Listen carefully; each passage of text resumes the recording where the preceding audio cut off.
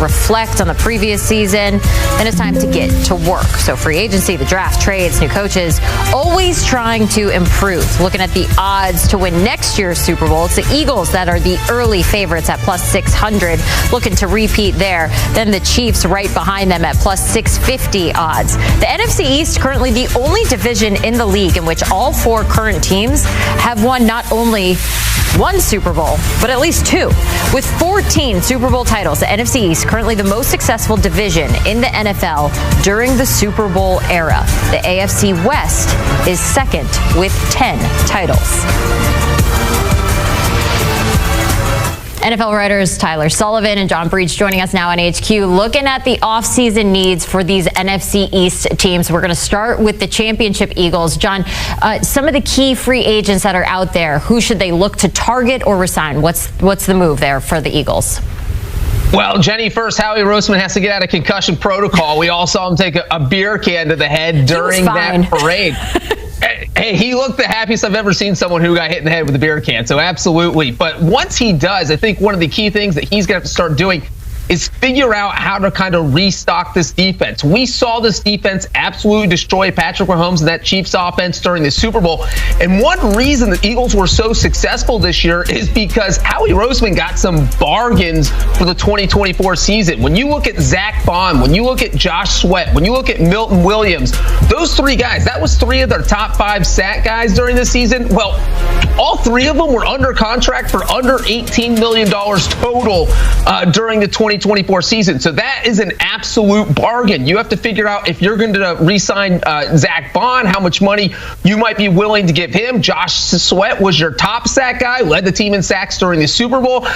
He's probably going to end up testing free agency. And then obviously Williams, once again, another one who's going to be testing free agency. And then you look further down. There are a couple key guys. Mekhi Becton played a huge role at guard during the regular season into the Super Bowl. A huge surprise that he played so well. So he's going to be someone who you have to think about re-signing. And then you look at kind of the key guys who weren't necessarily starters every week, the guys like Avonte Maddox, Kenneth Gainwell, Oren Burks. So you have a few players, kind of the niche role players that you have to think about re-signing. So the Eagles have a lot to figure out over the next few weeks, but Howie Roseman has been so good at his job over the past few years, I don't think anyone in Philadelphia is concerned right now. The best part after he took that beer can to the head when he was like, I bleed for the city, just so fired up. It's great to see. They did lose their offensive coordinator, though, Kellen Moore, new head coach of the New Orleans Saints. They're in the early process of replacing him. What are some names that you're hearing out there, Tyler? Yeah, I think the easiest one that you look at is in-house, and it's Kevin Patullo. He's been their passing game coordinator, associate head coach. He's been with Nick Sirianni going back to their days with the Indianapolis Colts. So that really probably makes the most sense. But what's interesting about all of this, and another name is Doug Nussmeier. He's someone that you can kind of pay attention to as well, quarterbacks coach for the Philadelphia Eagles. But what's interesting about all of this is that Kellen Moore is now going to New Orleans, and he has to fill out a staff. So all of these candidates that we're going to be talking about, whether it's Patullo or Nussmeier, you go down the list, they're also going to be a candidate for the New Orleans Saints as well. Now, we all assume that the Philadelphia Eagles are a much better job, much more attractive job at offensive coordinator, considering they just won the Super Bowl. You have Jalen Hurts, Saquon Barkley, an unbelievable offensive line, the receivers, and all of that. But it is a little interesting to see if all of a sudden Kellen Moore is going to be poaching some of these other coaches off of Sirianni's staff. It's kind of what they do, isn't it? All right, Tyler, we're going to stick with you here, but switching over to the Commanders. Now, they took America by storm this season, all kind of rooting for the underdog. Jaden Daniels out there surpassed all expectations. We're going to get to him a little bit later, but where can you see them improving among free agency? Yeah, they are the team that I'm the most excited to watch this offseason because of Jaden Daniels, because they have the third most cap space in the NFL. And what we saw from Jaden Daniels in his rookie season, that's only going to make Washington a destination. People are going to want to go play around Jaden Daniels. He had that type of aura. So when we start talking about these free agents like Bobby Wagner, like Jeremy Chin, like Zach Ertz, I don't really have a lot of concern about them retaining these types of players. You saw Zach Ertz in the NFC Championship championship, was playing really well down the stretch for them, a real go-to target for Jaden Daniels. And I can't imagine that Zach Ertz doesn't want to continue playing with a guy like Jaden Daniels. So retaining their in-house guys, not that worried about. Now, for me, the one thing that I want to see them do is continue to make a big splash, not just bringing in and retaining your guys, but see if you can bring in another high-caliber wide receiver to pair with Terry McLaurin. Let's see if they get into the sweepstakes of Myles Garrett to add another pass rusher to that defense. They have the money to extend him as well. So to me, all options are on the table for the Washington Commanders, given that they have a young rookie quarterback and a ton of cap space. You mentioned the cap space there, and going back to Jaden Daniels, John, you would imagine the Commanders are in a prime position to kind of just go all in on him, right? Yeah, absolutely. This is where you take the crowbar and you pry open the Super Bowl window, because this is it. If you're the Commanders, there aren't many teams out there that have a quarterback as talented as Jaden Daniels for such a low contract number. And you don't have to worry about extending him at all for at least 2 seasons. That means you get 2 full years under your belt where you got to bring in anyone and everyone you can to make this team better. Tyler mentioned possibly bringing in a wide receiver. Maybe this is where you go out and get someone like T. Higgins if he becomes available. Maybe you call up the 49ers and try and swing a trade for Deebo Samuel. But the point is, you have Terry McLaurin, you have Jaden Daniels. Why not add someone else to that? Get that number 2 and guy and make that offense better. And trying to hit a home run on the defensive side of the ball, trying to get Myles Garrett, trying to swing a trade for Max Crosby. Those would both be very smart moves, because that's another spot where the Commanders absolutely kind of need to step up what they have. So better wide receiver, get more pass rush.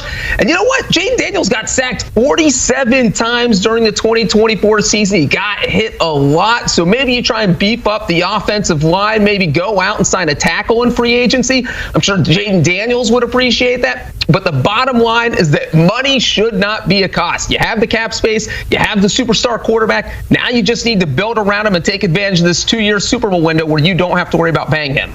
As Tyler mentioned, a fun team to watch this offseason and see how it all plays out. All right, how about them Cowboys? John, as a wife of a Cowboys fan, who can they require just to make my life easier and better? Please, help.